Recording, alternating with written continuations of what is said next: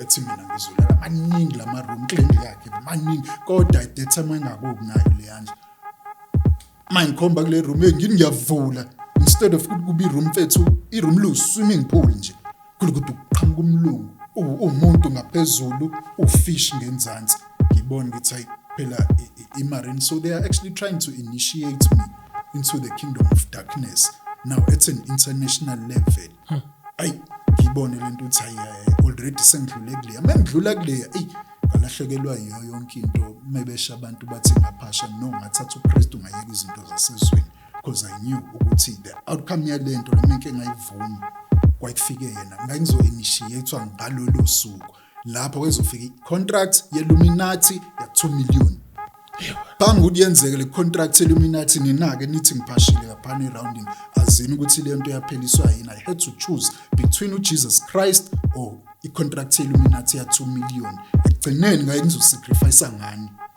so ngayiyeka yonke leyo nto on account of imphefumulo yenu. Now can you just take us like step by step? Mate, don't get high on your own supply. You must follow that command noma kuzokwenzeka izinto noma off straight.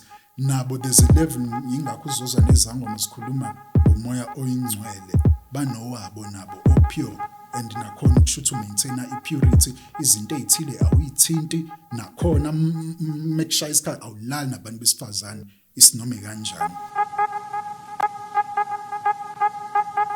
Welcome to the Dobe Show. Of course, I go by the name Christmas. You already know I'm doing the best show, even James knows. Otherwise, on Sunday in Canberra, this thing is usual. I got my man James, and on my right, I got my man Ganda. Is one story at the time and one testimony at the time. If you're new to the channel, where have you been? Please subscribe, press the notification bell, as well as join the membership.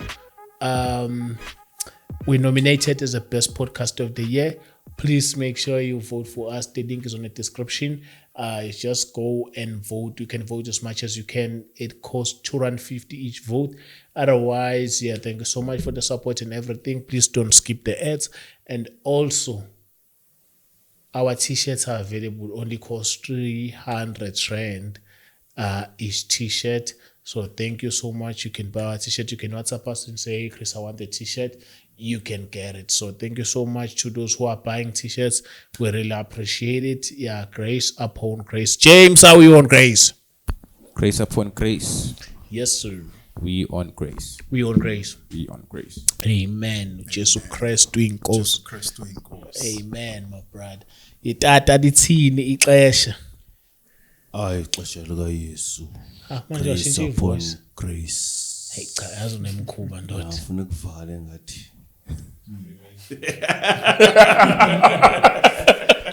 Ngicabanga nemkhuba kodwa yazi.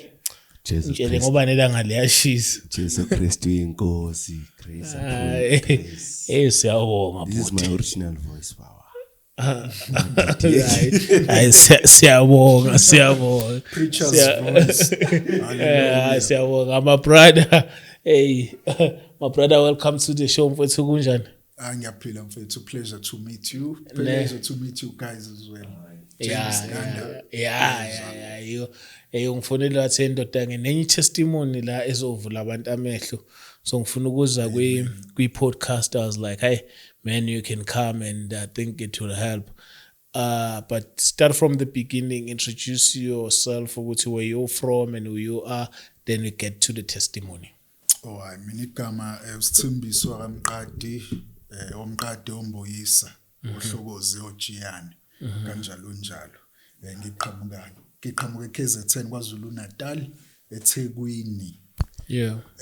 Originally ngowasemlazi, ngithanda ukuthi mina ngowasemlazi although ngikhulele ema-suburbs endaweni ekuthiwa iseSeaview.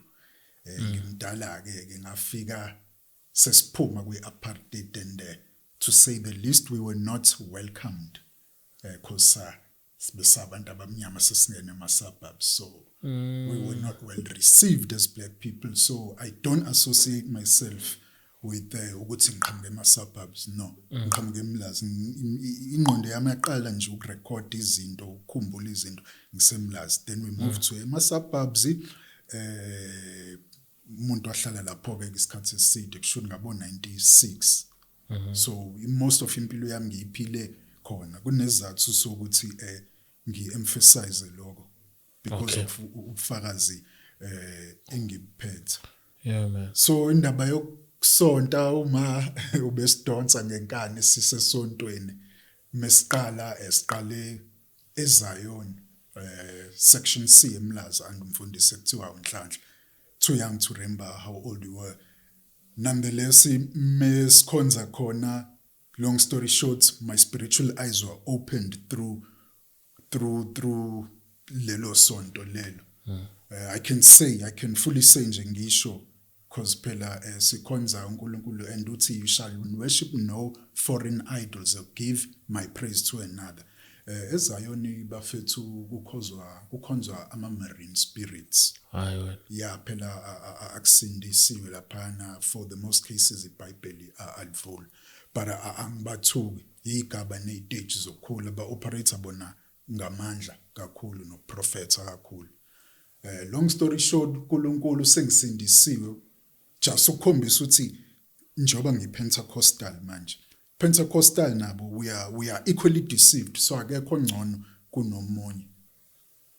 Mangikhombisa amasayona ahleli makuhlala phana bagoqa inyawo ivele ingene nje inyoka iPython ingene ligudle phakathi ngithi ya ngiyabona ngiya understand emase futhi angikhombisa indlu isonto nje elihle eliTuscany design, so it's a modern type of church, but uroof wakhona it's not uroof yabo lo ojwayelekile o amathile, uroof nje indle kodwa manje uroof it's your corrugated steel. Yangena inyoka yangena phezulu, same snake engene eZion ingene nakabasindisiwe abaPentecostal phakathi ngophahla lendlu. So we are equally deceived, akekho ongcono kunomunye. It is wrong ukuthi sibabukele phansi labo. Ayike 2003 grade 8 April 20 something ngasindiswa ke angazi kwenzeka into quite an amazing thing eyenzeka. Yazi umzimba wavela wasukuma hamba waya kwiAlta ngifunde Comtech ngaleso sikhathi shuni ngajoina i-student Christian organization. I believe uSethemba owaye leader i-student Christian organization eComtech. I believe abantu abaningi bazomazi as uCA uke wavela noSelima Thunzi designer ingubo. So 2003 ngangena ku-student Christian organization, angikaze ngijole, angikaze ngibe nentombi ngaleso sikhathi eComtech, ngaze ngaphuma grade 12 ngiyakazi Umushasha ngingakaze ngibe nomuntu manje sengiyabukeka, kodwa ngaleso sikhathi mfethu amathekeni mayithi umubi uzokwenzani lokhu shelana nawo babethi umubi mfethu amantombazana adelela amantombazana kangimubi mayicabanga ezo all over nathi akhona cha mayicabanga akhona amantombazana okuwabona grade 8 to grade 10 and then I am metamorphosizer upwards kulama grade aphezulu, so nami kwakuyinto kanjalo. Nonetheless ke kusho kwakuNkulunkulu engikhava ukuthi ngingangeni kulento le yomjolo wakufakela ububi nje obu right. Yeah, mina bengizibona ngevintage. Yabo vintage yimbi mfethu, but it's high value. Yeah. Bengiyithatha kanjalo kuyafana noma nje nokantu nabo vintage. Yeah, so bengangiphathi kamna kancane, I'm a funny guy eklasini, bengiyicomedian nje bekwazi ukuthi Vele kube uma umubi vele kumangathi ungabafana ungabi yabona nami ngakwakuthwala into emnyama esikoleni ngicela kodwa ngokuthi ngangigcina ngithandeka ngokuthi ngumuntu othanda ungiyafika ngisidudla ngiyithule bangibiza bhumba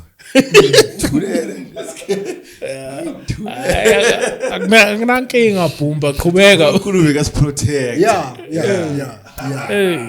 Because lamaphupho sengiyayazi, that spirit is called the succubus spirit.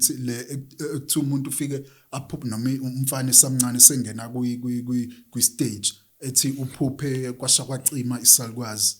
Yeah, that is actually a succubus spirit, but lowo moya siyokhuluma specifically ngawo mhlambe ngesinye isikhathi sisho ukuthi operate kanjani and why usuku appearisha as umlungu. So ingewona umlungu, so kuyisinye isikhumba, but asongena kakhulu kusona. 2003 ngasindiswa, saved but not born again, born in the spirit. There's a difference. Lento ngize ngayazi 2015 I went through a certain trauma, and then I didn't date for about 3 years. Ngimthintanga umuntu wesifazana ngibanga nje nentshisekelo yomuntu wesifazana for 3 years. And then somehow imina ukwazini izulu onenkampani Take a Bite, uSabelo Dlamini, umzolisa Intobela, ne-worship leader eyodwa uThando, ngiyasikhohlwa isibongo sayo, worshipper nje nabo endlini yami. Then all of a sudden, boom, hayi nami ngabona sengiphambi kaNkulunkulu. But it was Jesus Christ who took me to the throne room of God. Lapho sengibona, I'm now born in the spirit. So do the math. From 2003 to 2015 yonke leyo mnyaka I am saved, but I am a lukewarm Christian. Ngisenza zonke izinto, hlala no lover, senza 1 no 2 no 3 na ngi-ring leader, ngenza njeni igama lami liyasuka from Sthembiso to Steniken, from Steniken to Sthenesi, because mengifika ngiphethe ikesi le-Heineken, ngiphethe ibhodlela le-Hennessy.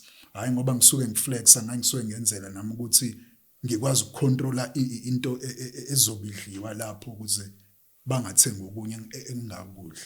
Ngilukewarm 2003 2015, but ngiyalifunda izwi. I-presence yesinayo ngiyayithola mengikhonza nabanye abazalwane, but ukuthi i-presence overwhelming ngingedwa kwaMarian, no, lokho kwenzeka after 2015.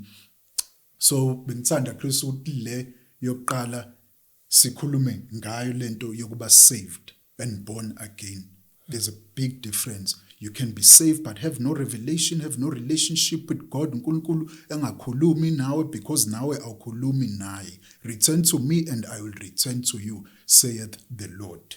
And that's a very dangerous place to be in. And uSathane uzowathatha ama-chance here and there zama ukuthi say end your life in one form or another, through ingozi, through ama misunderstanding, abantu bafuna ukuna-attack noma bafune, should you die in that position, ubungenaphi le relationship noNkulunkulu, angithi kodwa usindisiwe supposedly, angeke uzungene ezulwini, you go straight to Hades. Hell is still unoccupied. Hades and hell akufani, but ke that's just the grammar into engasho lutho. 2003 na to 2007 ngisase-Comtech ngikwi-Student Christian Organization, angikaze ngibe nentombi lapho, yonke into iqhubeke nje kube normal, but somewhere in between lapho kuleyo mnyaka I remember a cloud of glory came down upon a congregation noma isikole sonke, kaprofetha ngisho abantu abangasindisiwe sekwehlike lelifu. Wathi uJesu Kristu kumina ngolunye usuku, this is called the cloud of glory. It is not Shekinah glory, because Shekinah means light, and the lady light is actually the queen of heaven. So when you are saying Shekinah glory, you are actually conjuring the queen of heaven. Moya ngcwele bengiphusha nje ukuthi ngikusho lokho. Ayike after high schooling ngingeneke ke Durban University of Technology, ngapha ngiyafunda, ngapha ngiyasebenza in serve, ngapha ngihosta ama-event, ngihlala nabangani bami. There was once upon a time la bengiswa sengishaya in serve, bengiswa uSanel uthi Groove Soul Sabelo, yena obengisa emsebenzini, ngishaya in serve ngisebenzela uGodfrey Des. He's an architect, uyena wadesigna indlu yaMamkhize, le ndlela lapha eDurban North yadesignwa uGodfrey Des. Godfrey Des uye lo ebengimsebenzela. So Groove Soul Sabelo uDJ, resident DJ yaseMojos, and then khona umunye ke kumjida naye ekuthiwa uDJ Dura Sel. Yibo-ke uyamazi uDura? Yeah, ibona ke laba kushuthi yabo sengiyadeviate manje from isalvation mase singena kulo line. But uDura kancane uzovele ngegama likaJesu, yazi mayisho lonto mina sengiphumile kuNkulunkulu noma sengiqhelile kuyena. It basically did something yangibuyisela yena, akazi ukuthi it had an immense role ukuthi ngibuyisele, but wena okuvele sihleli kunzima empilweni avele ngegama likaJesu ngibuze ngaphandle lo mjita lo isusa plenta vele asho nje uyazi ukuthi ukhuluma nami ngaphakathi ngalento ayenzayo khona into ayivusayo hayi siqhubeke ke ngoba phela bawo DJ umuntu egcine ne-access kwama artist athile noma DJ abathile abakhulu kuno DJ othile eThekwini waxabana nalo vele ukhohle icareer yakho emusic it's game over. And I can say nje futhi bayazi abantu baseThekwini uyayintshontsha inhlanhla uyayintshontsha inkanyezi uyayintshontsha idestiny uyayintshontsha italent yabantu but angizukumoshwa ngegama make nje wadlula kuyena naqozilana uyaphasha nje uzophasha iphasha into yakho but mawuzwene naye then ke izinto zakho izokhambela kahle and then at an international level umakoya kulento ayenzayo umakoya uyayizwa lo nto ngiyathanda ngoba uyangizwa ukuthi ngithini ilwane zakhe uyabanye unamandla akhe akusho mina kusho drink ngiyadlala mngani wami kodwa no on the face level he's a cool guy down to earth nonetheless whatever izinto ayilanda ikhona la uma altar they have an effect so mengilala mina sengihambe nawo lamajiki safika lapha ngeish so ngekwazi but ke khona ingoma eyayiphuma yayinibeng no 4000 sengithele no 2000 waqeda imali bengise studio ke ngaleso sikhathi ikhanda leyo ngoma bengise studio yonke impilo ebiphilwe lapha ngiyayazi but angizo elaborate kakhulu ngaleso sikhathi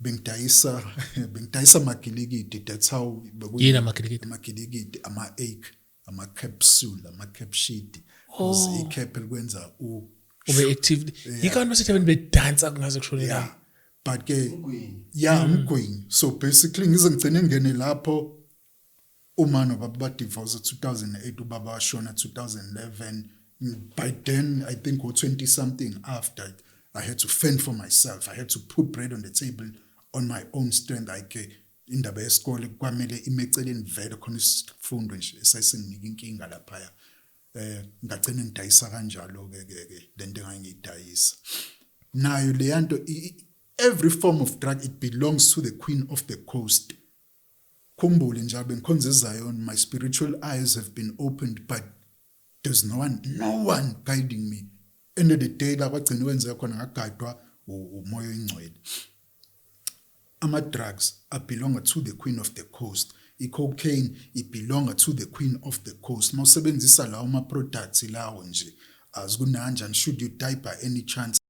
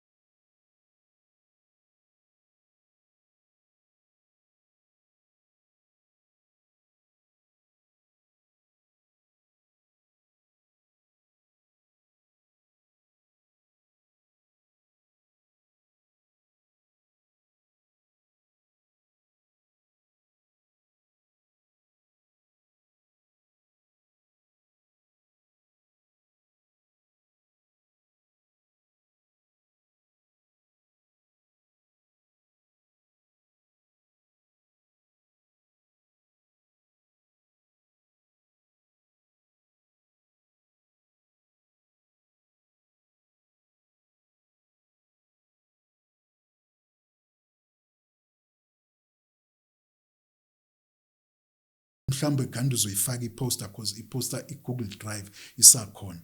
That specific one, yabona that specific one le party bafethu lento yena kuya kwama parties one into eyenzakalayo. Even worse usindisiwe.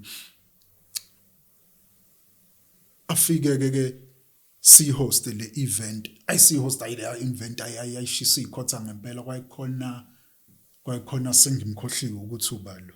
Sengimkhohli Stilo Magolide kwafika Stilo Magolide naso nje khona isithombe Stilo Magolide shuthe naye kwakufike yena ngizo initiatewa ngalolu suku lapho kwezofika icontract yeLuminati ya 2 million phambi ukuthi yenzeke le contract yeLuminati ninake nithi ngiphashile lapha eroundini azini ukuthi le nto yapheliswa yini. I had to choose between uJesus Christ or icontract yeLuminati ya 2 million ekugcineni ngeke ngizosacrifice ngani.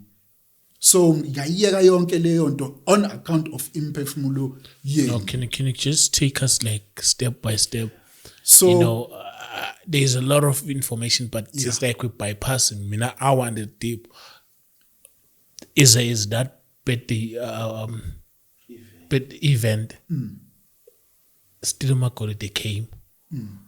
What was the relationship with him, and how was the event supposed to go? Okay, so basically ama event vele sengiqalile kade ngiqalile ngilokho ngashaya nama house party. So ngani lokho ngashaya lama house party khona abantu mfethu bahlukile kancane kulokho kufika iziponsa yabo iziponsa mhlawumbe zifike nama telescopic zifike nama tent o castle light zifike notshwala bamahala yabo qala kanjalo qala kancane ngeziponsa. And then from lapho kuyileyo specifically kuzoba khona lo ozofika ethi lalela mfethu lana into eyenzeka kahle. I know I see everything you're doing here, it's great to know that everything is on point. I like that there's a pool in this, everything, the setup is great. Look man, there's a guy named so and so, he's gonna come through, and when you say yes to this and that is going to happen, you're just gonna be moneyed, bro. This thing is gonna go to another level. But phambi kothayisho leyo nto mina already ngapha opposite komgaqo kunesonto ekuthiwa iThebani Clove Hope kahle iyona eyangideliver ingalibeka ngisho kulibeka emagcekeni. So mayisho njalo engihambe mina ngiyolala ngithi hayi ziyakhala ke khona icontract kahle bathi bafuna sishaya ama event eMoses Mabhida bathi sizokwenza iprofit 2 million because kwi event eyodwa mfethu under Department of Arts and Culture, event eyodwa, profit margin can, if let's say you don't know what you're doing, it can easily make 200,000. But now it can be 300,000 upwards. But if there's corruption, tender corruption, it can be in the millions. Nonetheless, Tina Saisimi Kukule, ya 200,000, 300,000 profit margin. Profit margin. Okshuguti melushaye out 10. Throughout the year, and then accumulate later kanjalo leyo 2 million. But ngani lelo wathi uKristu lalela la kuzofika umjita ukuthi nokuthi a man or what's a man named so and so will come here, he'll offer ukuthi ni host ama event eMoses Mabhida. The offer will be 2 million. If you agree to that, Sembiso, know that there will never be anything. Waqonde nje wathi nje akubukho ubudlelwano buzoba khona phakathi kwami nawe wayivuma leyo nto. Then I knew ukuthi hayi because phela manje uKristu awulokho umbuza izinto eziningi yonke into uvele wazi into ufisa uyibuza uvele yazi. The spiritual yes, know, yeah. Then that's how I knew it's an Illuminati contract. Number 1. Number 2, njengoba befika labantu abazi bawubani bakephi bayisarende kumaphi ama altar wayibonlondo. So bayakuzuma. Ayi ngolunye usuku lona le sengisihosta le event. Yona event is I host. Azumbu qhamuka omunye umjita vele ethi awu salute general. So from uSitheni Kenny to Sithenesi sengu general. Vele la kanti uKristu umla eceleni kwami evele ethi general of which army. Ayi ngibona uthi uthini uKristu mighty general of which army should phela mina ngiyosha menke ngafa. So he's basically saying I'm a general of the kingdom of darkness. Kanti usazophinda manifest lapha enzansi ngakuswimming pool later on. asho njalo liqhubeka usuku. Mind you, uma uhost event kunalento ethi don't get high on your own supply. That is a satanic covenant or a satanic commandment eqhamuka from the Queen of the Coast. Mate, don't get high on your own supply. You must follow that command noma kuzokwenzeka noma off straight. Nabo there's a level ingakho uzoza nezangoma sikhuluma ngomoya oyingcwele banowabo nabo o pure and nakhona ukushuthi maintainer ipurity izinto ezithile awuyithinti nakhona make sure isikhathi awulali nabantu besifazane isinome kanjani izinto ezithile ayiphindwe. So nakhona kunezinto ezikanjalo. How are the Christian conquered? They are conquered because most of lezi hence ithi izwi likaNkulunkulu hold your thought captive. They are conquered by merely brushing off these things as thoughts ekubeni imimoya isuka ikhuluma. But ke ngomoya oyingcweleke mina yayivele esevulekile amehlo namadlebe ngezwe mengikhuluma noma umoya amakhuluma nami. Mase singakuswimming pool ethi yabo lento yenza kusho uJesu ethi lama pool party lawa hosta la you are actually baptizing spiritually these people into the kingdom of darkness. Lama event owa hostayo you are the equivalent of a satanic pastor. Athi mboloya make waphuma la wahamba wangena engozini yemoto washona his blood shall be upon your hand. I will hold you accountable for his blood. Uyambolo yantombazane lapha njengoba benza lezi zinto bebe ku sexual immorality bekhanukelana make wakhulelwa nje wakhipha isisu leso sisu I'll hold wena accountable for yona leyo nto ezobiyenza engibona ukuthi yabona ke manje sejayivini ke manje nayi imali la yangena kamnandi ngapha hey yonke into ehamba kahle but I knew ukuthi khona into engekho right before just like anyone yonke into ayiba challenge mengithi but now yonke into ayivelize kalula to a point where ayiyona ngisho challenge if I so much as think about something lento ngiyayithola umsebenzi uthola ukuthi siba u15 abantu sukompetela wona kunabelungu ngizothola mina ngirawundi ngihlale kuyisihlalo esirawundayo eoffice elitop endaweni etho ngibhizi mina ngitshela ukuthi uJesu Kristu waseNazaretha onginika zonke lezi zinto kanti uSathane. Now can you imagine baningi abazalwane abafike bethi uNkulunkulu you see uNkulunkulu wenze 1 no 2 no 3 kanti akusiye uJesu Kristu uNkulunkulu wasemhlabeni. So izinto ezikanjalo ibangwa yini na ukuba lukewarm ukungahlali ezwini ungameditate uNkulunkulu ukulalela worldly music ukuthanda ukotini wasezweni zonke lezi zinto nje to sum it up bemzondanga yonke lento esho enigma kunjengoba esho kuyikona ukuthi mengithola and ngayithola long before I even knew enigma I was getting them with scripture so they can be scripturally backed up. Izinto isuke ishiwo enigma they can be scripturally backed up because I've seen ukuthi abanye baba naleyo nkinga ukuthi ikephi ku scripture.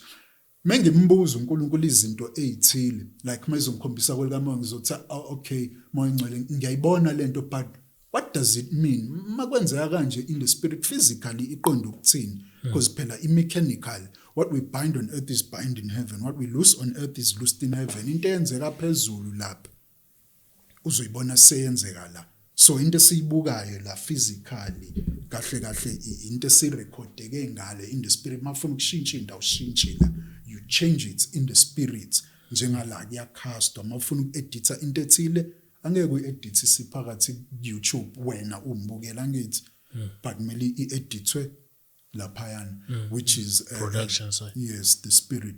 So there is that thing ye look warmness and the imostate umfethu zama Christians we are very much bound in it khona lo munye ukotini angikhombise wona lo kotini yazi ngubone izolo bengakhuluma mfethu ngokotini angazi noma uyazi I'm pretty sure yawazi in fact uDumile angazi noma yabo inland uViyale uyabo uthunani lapha 666 yabo sebe brazen sebevele nje bayenze bukhoma kanje ene ngeke uzuyinaka ngithi ngathi ama so now ukotini because in fact ukotini bengushaya kahlahle mekusha abantu bathi ya bengivalile ngokotini eroundini bengigqoka nje ukotini ethile ngeke ngikusho ngegama cause wawugqoka lo kotini it is demonically charged uyabona lona triple 6 ungaphansi kwawo mengiwusho igama uzokwazi ukuthi lo kotini ungaphezulu kwalo meaning it is more demonically charged kunalo so imimoya ibihleli kulezo ingubo iyona ibiyenza izinto zenzeke umoya waleyo ngubo ethile negama elithile lelo gama kwayilonile libanga uma ufika kwi-interview nakanjani uyathathwa kuleyo because phela liya declare igama lalokotini obhalwe la lithi yileyo nto wena so mawufika nakanjani uyawuthola umsebenzi but angizolisho wathi uJesu Kristu kumina lo msebenzi utholile utholanga ngami uthole ngale ingubo zakhe le ngubo yakho le oyigqokile it is the equivalent of satanic priestly garments ngabona awole shutse kumele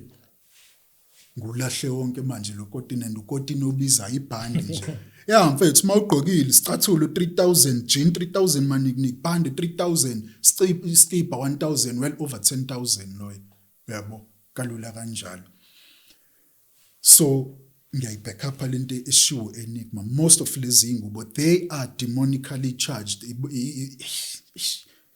they are demonically charged lezi ngubo lezi ethi khona ijini uzoyithola ukuthi mayigqokile iba nento engathi amagaga samanzi water spirits that is a signature from the marine kingdom hence izo reflector water and uthole ngathi ijini inento engathi ama-gills ashaka ukuyibona noma yes the moment wayigqoka lezo zinto ezikanjalo kwelika moya you grow a fish tail so you become either a merman or a mermaid but usindisiwe mawucabanga ke are you still in the image of Christ no of course not you have a fish tail now you are no longer in the image of Christ you are no longer in the image of God you are in the image of the queen of the coast uyayibona nto so izinto ezikanjalo kuba lukhom konke lokho but once nga expose kulezi zinto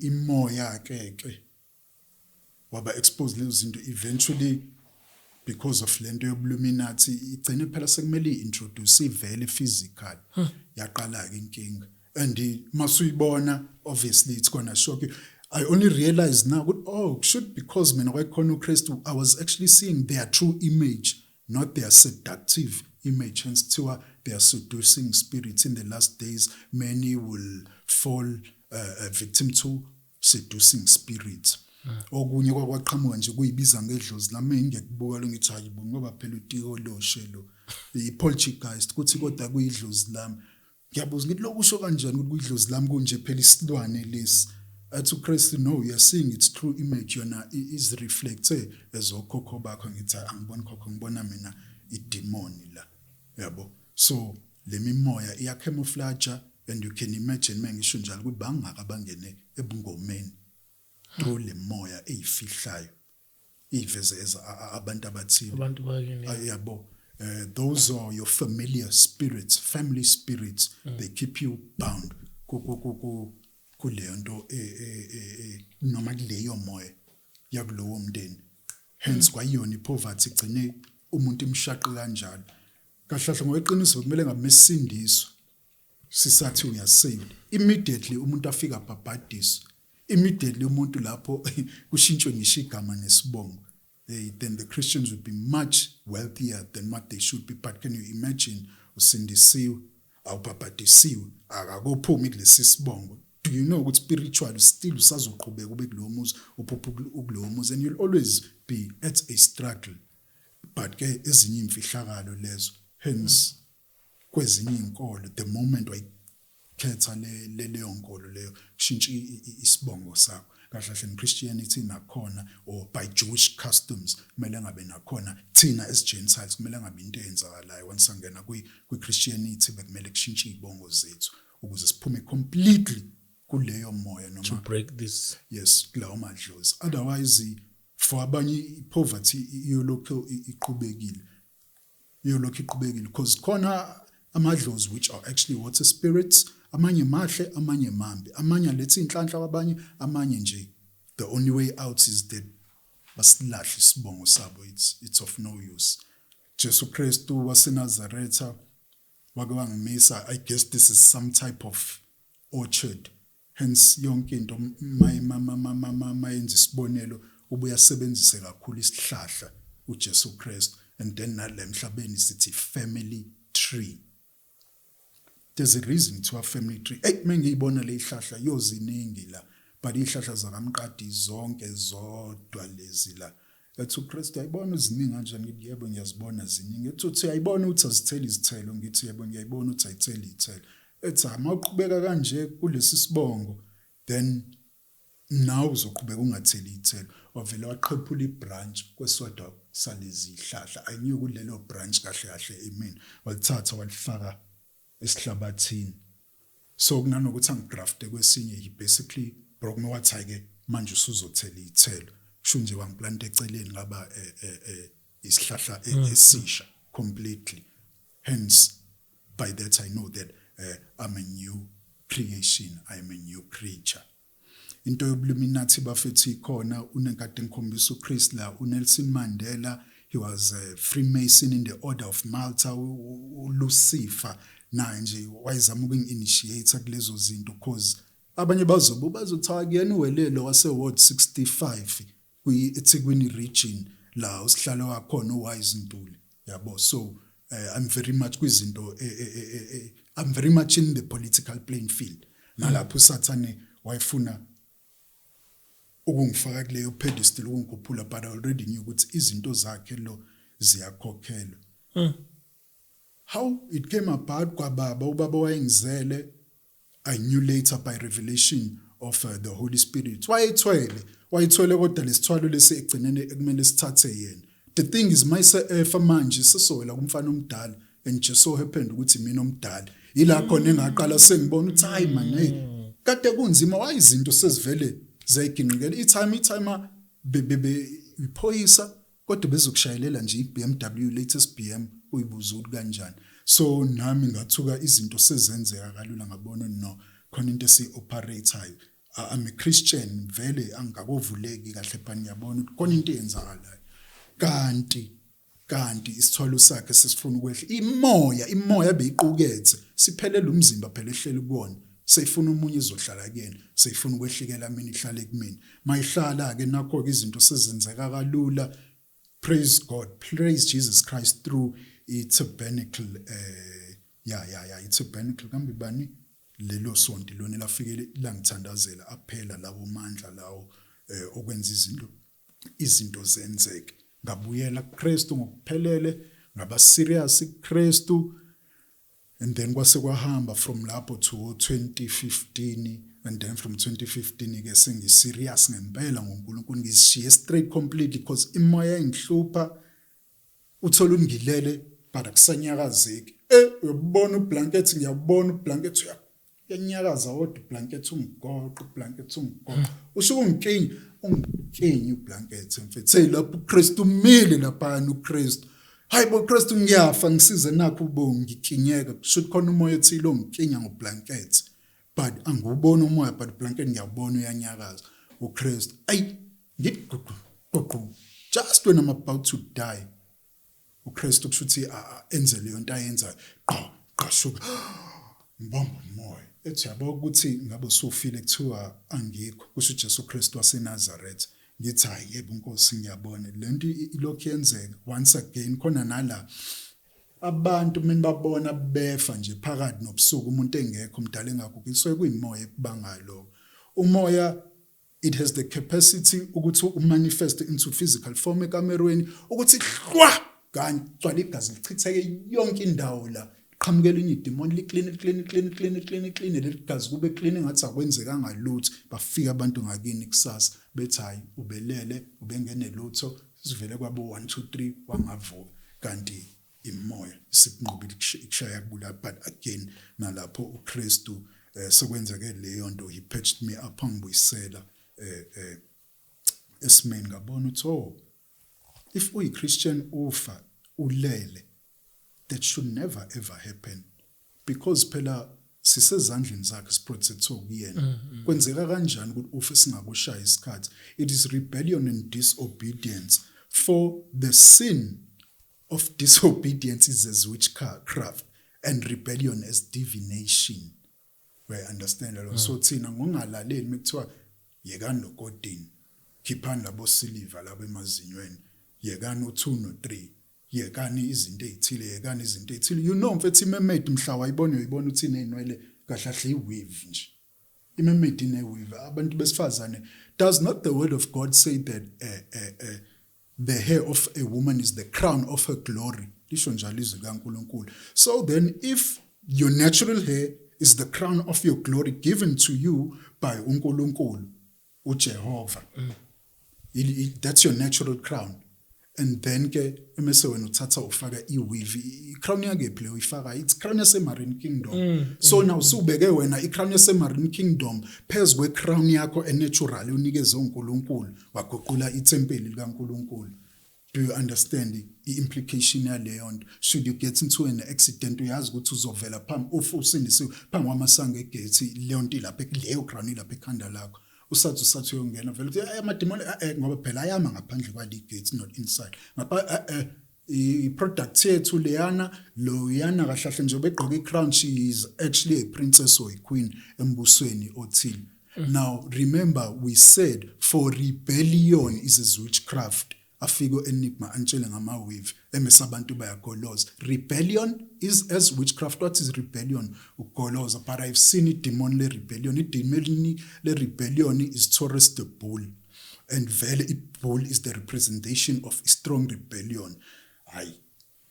Angeke lelana uzulunqobe. Ngisho ngalwa nalo washo Kristu wathi ilwa nalo. Should wayifuna ngilibona amandla. Ngilwe nalo ngabona ukuthi hayi Kristu lingiqedile amandla ngagive up by the time sengive up Kristu vele walibamba liqhi kanye lavele lapho phansi ngamanye amazwi umuntu mayinenkani uyamyeka umyekela kuKristu you go to prayer for them because idemon lisuke lilapho le rebellion li strong and then ufika uthole lapha na Job ekhuluma Leviathan is the demon of pride again uthi which animal is like Leviathan. Anyone who tries ukuthi nje ayithinte uyayithinta and quickly they regret ukulithinta because phela liqumba phansi. Uthi any hope of trying to subdue Leviathan idemon le pride it is futile. So again umuntu one pride angeke uzumnqobe as umuntu loyo udinga ukuthi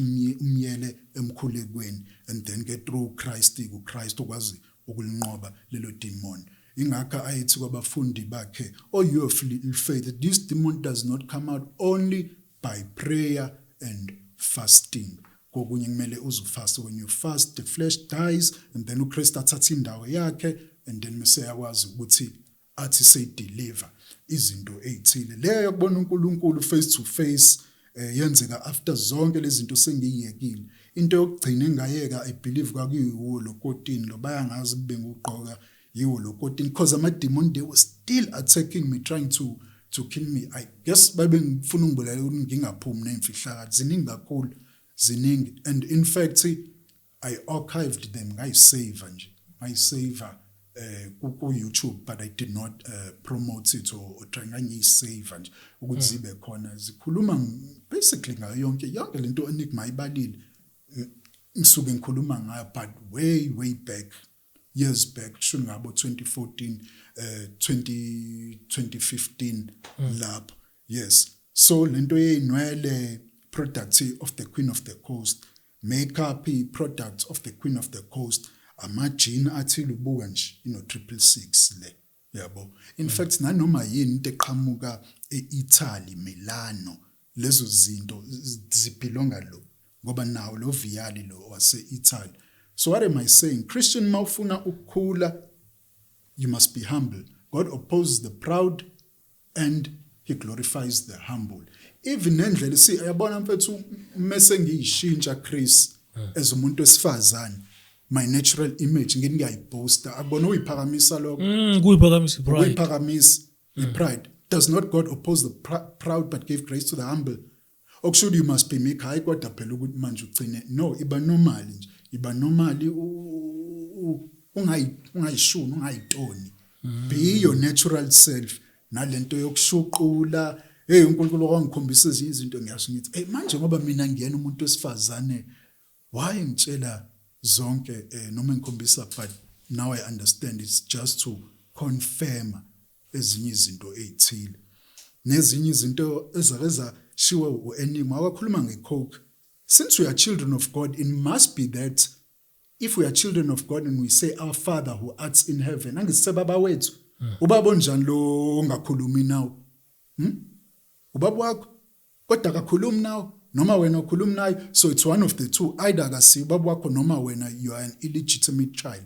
So isuka phi and isuka kwi scripture esithi anyone who says he is without sin, he is a liar and he deceives himself and the truth is not in him. Mesiphinde uthi umuntu ongakhuzeki is an illegitimate child. Osho is not a true child of God. Kumele mekushiya izinto ezithile ngiye kubaba wethu osezulwini. Moku mhlawumbe umoya ongcwele ukhulumela phansi kakhulu angimuzwa. Ngihambe ngiye kuyena ubaba, then ke ubaba uzokwambulela. Lento yaNkulunkulu bafethu wena Chris, soul, spirit, flesh. If I remove your soul, what happens? You can't live. You can't live, you are dead. So noNkulunkulu into kanjalo, Father, Son, Holy Spirit, it is one into eyodwa. Akwazi ukususa okunye ukukhiphe okunye. Nonetheless indlela zakhe iphakeme kunezabantu njengezulu liphakeme kunomhlaba, angeke siqonde indlela zakhe nendlela operates ngayo. uNkulunkulu ukwazi ukuthi ehleli kanje ahambe laphana either yolivula noma eyolivala iwindi la sezulwini. It's hard to comprehend la emhlabeni, but somehow uyakwenza lapha ethehleli kodwa futhi asukume ahambe umbone isukume ehamba kodwa ebehleli alivula iwindi noma alivale. Isikhathi esiningi livalwa through disobedience, and naturally akalivali for individual. I've never seen him elivala for individual, but ulvala when the entire congregation see it has rebelled from his statutes and laws. Man, I think next time we have to talk about the day you met Jesus, and also how did you left everything, and you're like, hey, keep your Satan. Yeah, keep your stuff. Basically, that's what I said. Literally. Yeah, keep your stuff and get out of here. Yeah, Lucifer. let me be me and start my own thing and do it in the right way. And how was the challenges? Yes. Yeah, that's exactly what happened. If sefike egcineni washo wathi hey yonke lento mina kwashacima ngathi thatha uma kanjalo akuyena uJehova sebawo onginike zonke lezi zinto, thatha izinto zakho uphuma uhambe. Mina ngiyitshela ukuthi hayi khona akusalanga lolu. Macrobus gone, Alfa Romeo gone, education final year we-architecture with 2 years experience gone, yaphela. Mengaze kuthiwa ngiyachazela into eyenzeka kwakuyisandla sikaSathane nje wayihliphiza wayiqeda gone. So mawusuba serious ngoNkulunkulu, you must expect it. This is why these things happen to the Christians. You cannot take izinto ezinhle zasembusweni obumnyama and cross over to the kingdom of God. Uzolahlekelwa mawususindisiwe ukade uphethe izinto kanti ziqhamuka embusweni wabumnyama, waziyiphunga elibi phambi kwaNkulunkulu, zikwenza nawe ube iphunga elibi phambi kwaNkulunkulu. uJesu Kristu uzokususa konke lokho, sithasane athathe very same thing ahambe yonika abanye. So yes, sekuphela nje. That's exactly what I said. Ngamxosha ngakhipha ingubo zokugcina ezithile ngengizisho ngegama elithile kodwa abantu bagijima bahamba beyoyithenga, bagijima baya kwama interview bathola imisebenzi. Kanti ithola imisebenzi le ngubo zinegama elithile. Yes, zinegama elithile. The mere name of the word alone, it speaks volumes. Uyayibona nto. So iyonto ogcinile izo ingubo into ogcina engayikhipha. Then my walk with Christ from there on began. I knew it was going to be a long one. I knew ukuthi kuzoba tough isikhathi esiningi, but somewhere in between ngayithola mfethu ngisesihogweni phambi kokuthi ngiyeke yonke lento. Isihogo mfethu, you think it's the fire that's the problem. The fire, kunento eyenzeka noma yenziwa abantu tend to commit suicide, bro. Into uthola ukuthi ushiwe umuntu omthandayo, ayiphose preaching noma ayihang umuntu ngenxa yabona ngesihogweni. There is no God over there. There is no God. There is no God.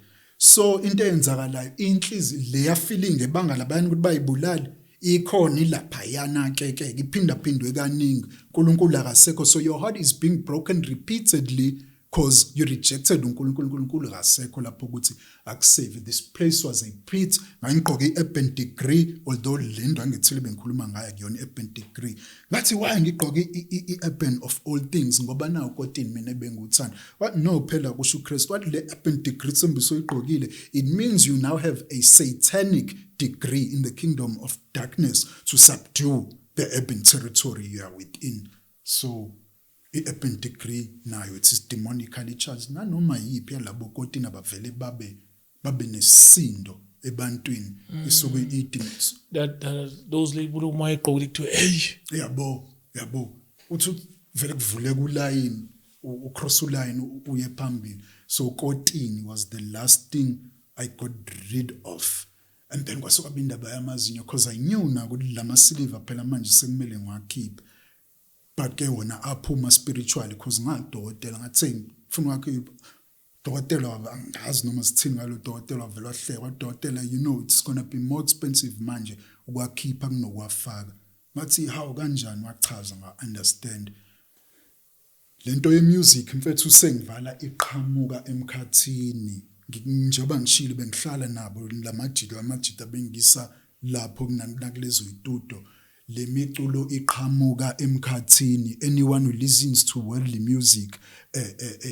uparticipate kwi satanic worship njobe kadesho my sister kambobani uthami now there is gospel gospel that is worldly look at it ikhona igama la Holy Spirit likhona igama la Jesus Christ likhona igama la Jehovah kuleyo gospel if not then it does not glorify God.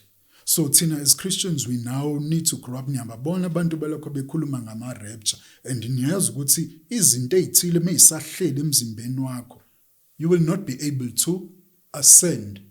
Can you imagine so ascend kanjani ngigqoke ingubo ubonile iviyali no 666 uzo ascend macanga uzo ascend ugqoke le yanto ibhalo 666 la not going to happen yabo.